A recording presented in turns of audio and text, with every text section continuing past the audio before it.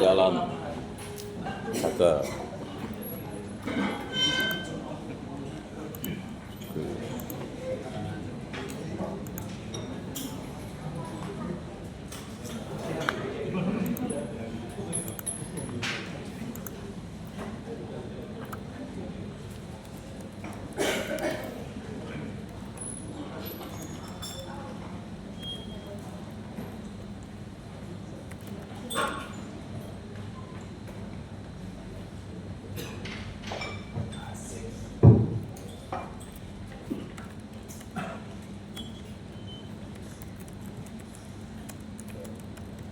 Assalamualaikum warahmatullahi wabarakatuh. Waalaikumsalam warahmatullahi wabarakatuh. Om Adion, Nama Budaya, Salam Kebajikan. Para pengguru di seluruh tanah air, saya membawakan tema hari ini sesuai dengan dari tema kita.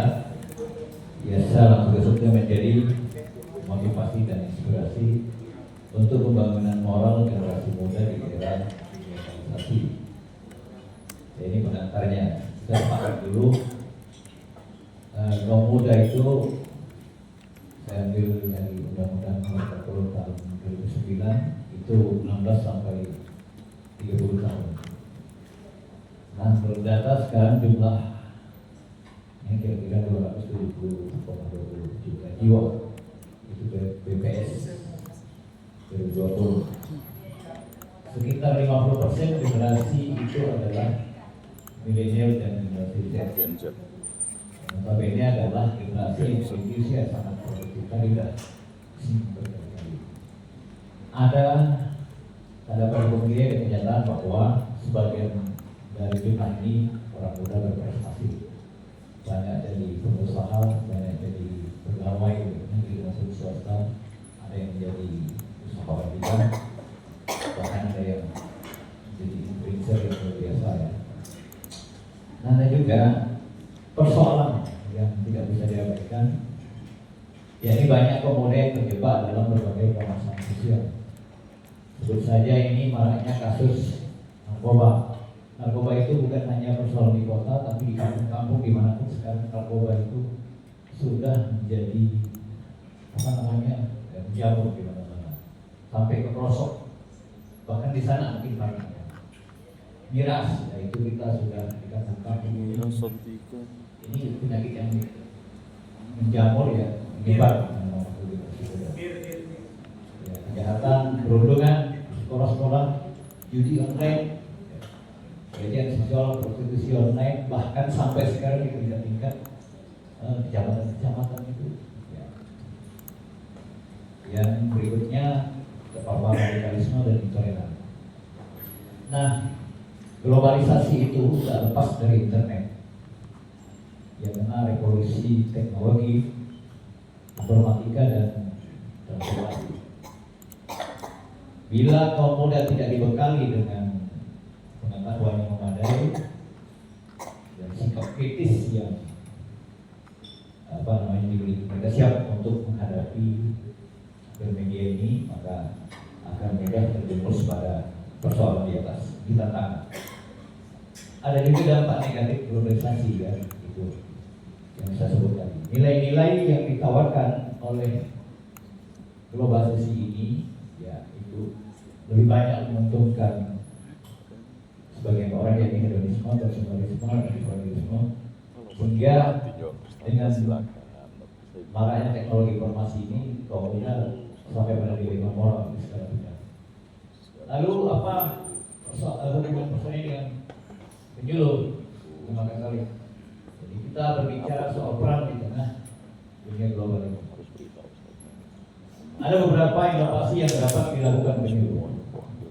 Yang pertama, memanfaatkan teknologi informasi. Jadi yang pertama mesti disampaikan kepada kaum muda sebagai gerakan penyadaran bahwa ada otak yang mengendalikan kehidupan di dunia digital, namanya algoritma. Kenyataan algoritma itu tidak cukup. Lebih banyak menurunkan pemilih, pengusaha, politikus, kekuasaan. Jadi semua orang tanpa batas dapat menyebarkan informasi yang bermanfaat atau tidak. Lalu algoritma medsos itu tahu apa yang kita suka, apa yang kita senangi, apa yang kita beli, lebih tahu dari teman dekat kita. Itu sekarang kecanggihan. Tapi juga penyuluh tidak gaptek, dia tahu bermedsos atau istilah sekarang itu kayaknya literasi digital. Untuk apa? Untuk evangelisasi itu judulnya. Jadi pakai Facebook, pakai Instagram, pakai WhatsApp, apa saja untuk yang berikutnya itu penyadaran sikap kritis ya, menyaring segala informasi, kemudian ajak share yang bermanfaat, tapi share-nya dengan bijak. Kemudian stop share yang hoax ya, ujaran kebencian, supaya algoritma itu tidak bisa bercepat. Gitu. Oke, terus menyampaikan informasi yang bisa masuk informasinya ajaran, nilai-nilai, pesan-pesan moral dengan kaum muda harus punya gaya bahasa sendiri. Tingkatkan dulu kapasitas pengetahuan kita tentang iman, kemampuan teknis, ya, fotografi, geografi, literasi, hindari bahasa-bahasa asing yang sulit dimengerti. Kemudian istilah-istilah teologi filsafat yang jelimet itu dibahasakan sederhana. Gunakan semboyan, moto dan sebagainya. Misalnya menyala apa itu kan orang muda senang gitu. Hindari kata-kata bahasa yang memojokkan pemuda. Pendekatan ini maksud saya bagaimana kita bermusyawarah supaya mereka bisa berkumpul gitu. Macam musik, olahraga, seni bisa dipakai. Kemudian menjadi motivator, inspirator itu pertama mulai dari kita. Contoh kebetulan hidup itu lebih banyak berbicara. Kemudian membangun relasi positif. Orang muda perlu penghargaan, dianggap sebagai orang sahabat. Jangan mengadili mereka, apalagi mereka tidak terima. Pasti ada jurang di antara mereka.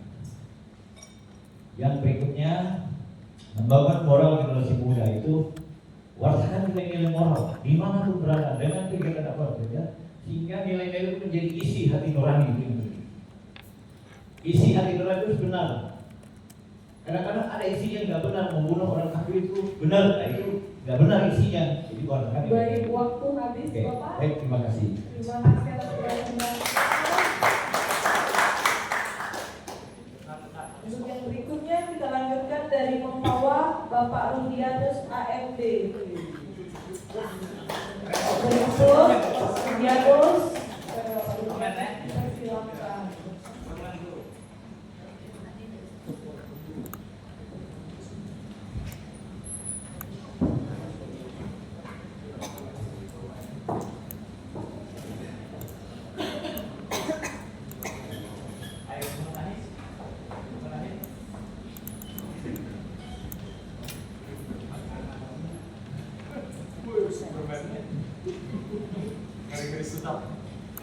Bukan tidak terasa karena banyak yang dingin dibuka. Dikecil kan ya. Kan gara-gara kemarin terlalu dingin. Itulah makanya kalau dia didinginkan, dia tidak bisa sedang. Pakai dulu Kak. Kita langsung saja, waktu tidak banyak. Udah ngomong tuh. Saya tidak tahu waktu itu. Saya salah satunya dengan baca of Superman. Kedua Superman.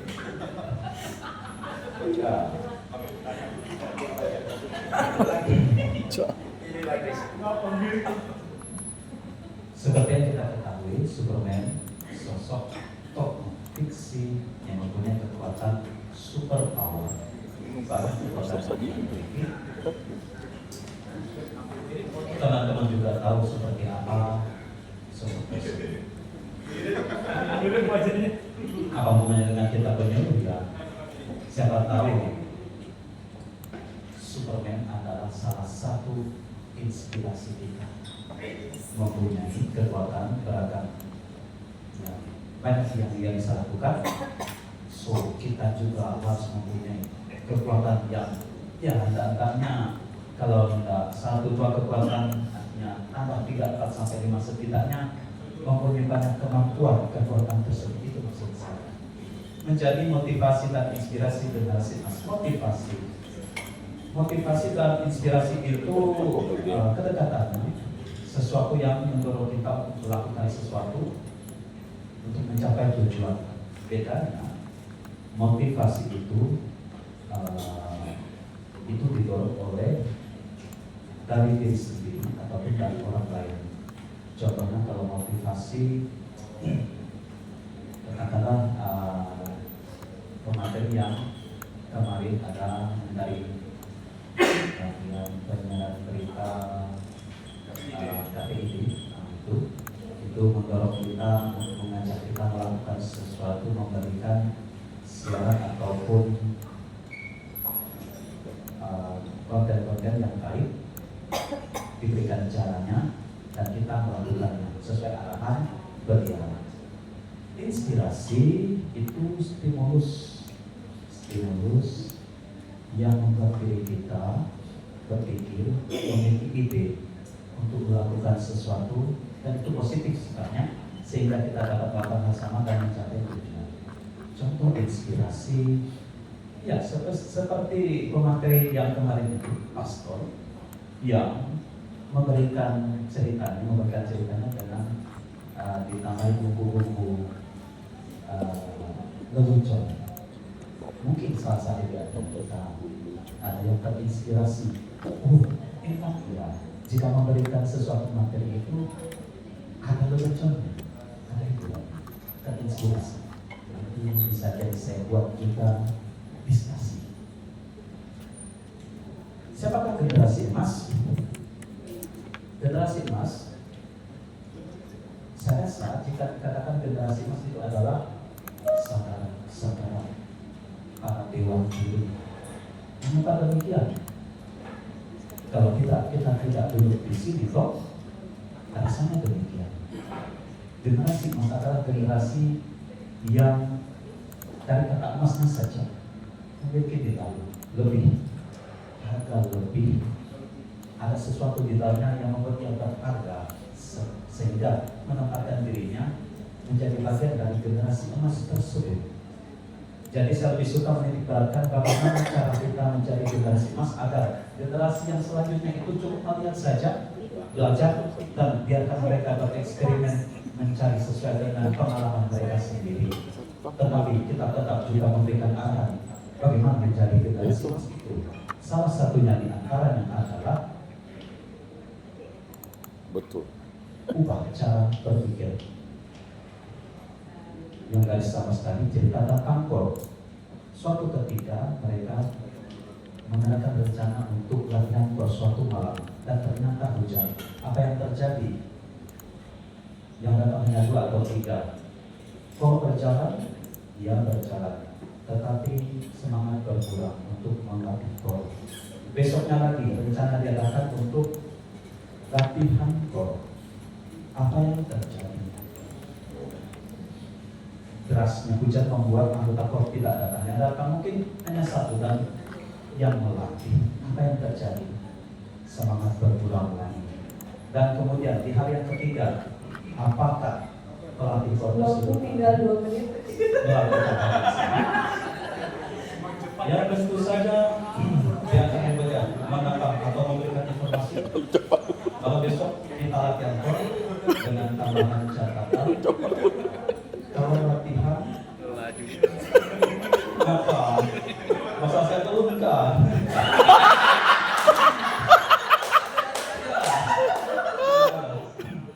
Ya, apalah. Yang saya sampaikan tidak banyak kabar sedikit jadilah. Saya turunkan. Jadi apakah kalau dia menuliskan di bukuan nanti malam kita latihan Kor lagi. Kalau hujan kita tidak jadi latihan Kor. Nah, itu pola pikir yang harus diubah. jadikan catatan tersebut coretan, jangan sampai dilupakan. Tetap semangat mengumumkan latihan Korang Malang ada hujan tetaplah datang. Artinya apa? Tetap mempunyai kita pikiran yang positif. Hujan tidak hujan, tetap latihan. Berapapun jumlahnya. Tetap semangat. Mantap. Ya, jika saya jelaskan terus, terlebih di situ ada terbuka. Mendengarkan. Ya, ada PR terus belajar kita sebagai menjadi penyuluh yang seperti memiliki kekuatan sumber. Artinya apa? Terus memperbarui diri sehingga kita mempunyai kemampuan lebih. Jangan berhenti belajar. Berefleksi akan ada kesalahan kita lakukan ketika melakukan sesuatu yang baru, tetapi jangan sampai kita lupa berefleksi bahwa refleksi itu adalah mengingat kembali ke masa lalu, memikirkan apakah itu benar atau tidak. Dikarenakan jika kita memarahi seseorang di tengah-tengah orang yang ramai, Terima kasih. Pantun.